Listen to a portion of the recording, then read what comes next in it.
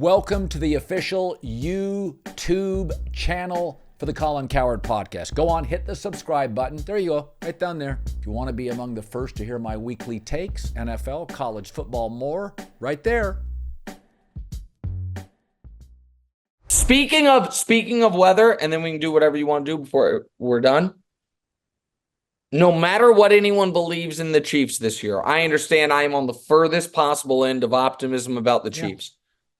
I think whether I'm right or wrong, I think 90% of the world is going to join me by Monday because I think the Dolphins are going to look so bad in -15 wind chill. I really believe that. Their whole pass rushing unit is out injured.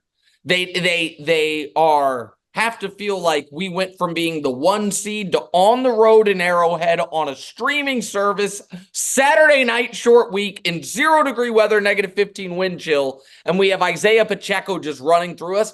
I think that the weather is going to honestly be enough to give the Chiefs a 10-point edge Saturday. And even if they're not as good as it looks, I think Saturday, Kansas City is going to look really good, and the Dolphins are going to look really cold. And I think that is going to be a huge factor in that football game. I had a team that was, before the internet, that was very offensively ingenious, was Air Coryell, Dan Fouts, John Jefferson, Kellen Winslow. There were these Charger teams that were kind of ahead of their time, never won titles, but they were kind of like pre-Bill Walsh, Joe Montana Niners. They were doing wild and zany, progressive offensive stuff. And they went to Cincinnati and played a playoff game, and it was 4. In San Diego, I mean, again, it's palm trees, and Fouts goes there. And I remember watching the game as a kid. I've never seen human being. They might as well have been naked. They looked so uncomfortable. And there is something to be said. I am now somebody who has lived for 8 years in California, and it is amazing. It's 52 here. It was the other night. It was windy on my birthday party. It was windy. I told Ann, I don't know what's happened. The climate change. This is just not even. And she goes, it's 52, honey. It's a slight wind. Like, it does affect. South Beach is the last place in America. I mean, it's really the best place in America during the winter. Yeah. The idea pretty soon it's going to not exist, unfortunately. It's going to be underwater. But yeah, I mean, it is. No, I think that the weather is, and that's one of my favorite things about the NFL, is like there is this part of it that your most important games are played until the Super Bowl, of course. Sometimes there are these teams where it's like, yeah, I don't know how really good we are, but I know we can handle the cold. Yes. And so if you get us to, then this obviously has not been the Chiefs' story over the course of their, this era, but for Cleveland or like these teams where it's like, we might just Pittsburgh, we might just be okay, but we also might get to the postseason and know how to deal with what you might not know how to deal with.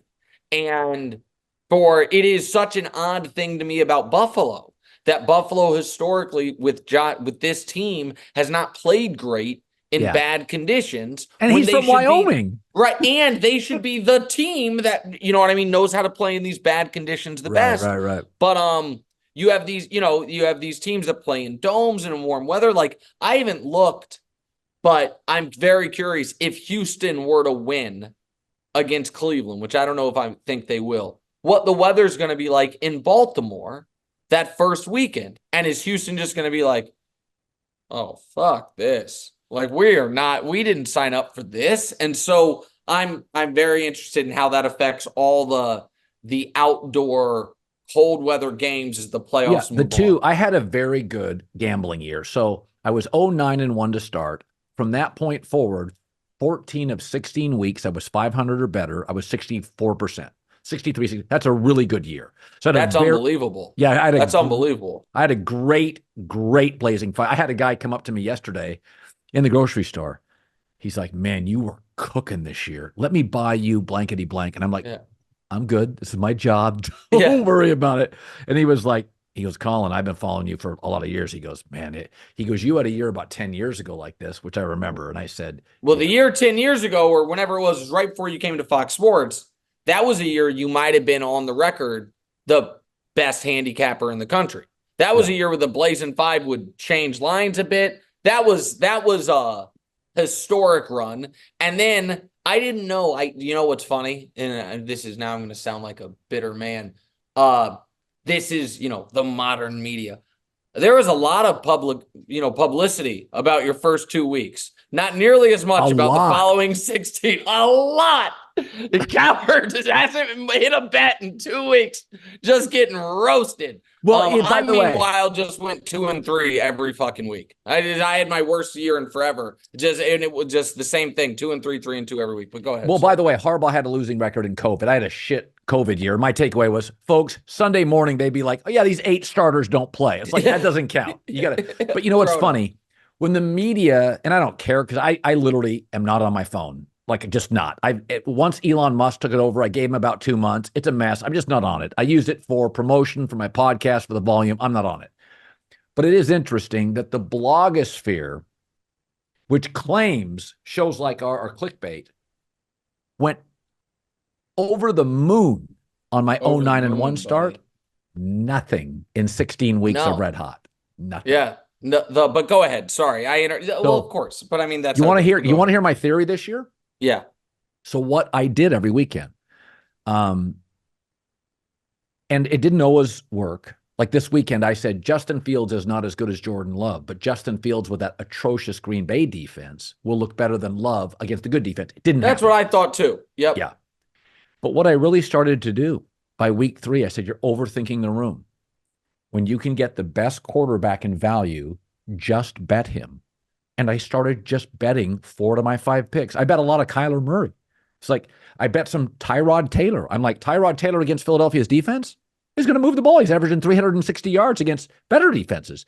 And I really started coming down to almost like I picked divisions. Who will be the better quarterbacks in these games? And it's amazing how simple. Like, for instance, Texans, Colts this weekend. Wise guys love the Colts. And I'm like, folks, it's a win you're in game. CJ Stroud's better. I would take CJ Stroud.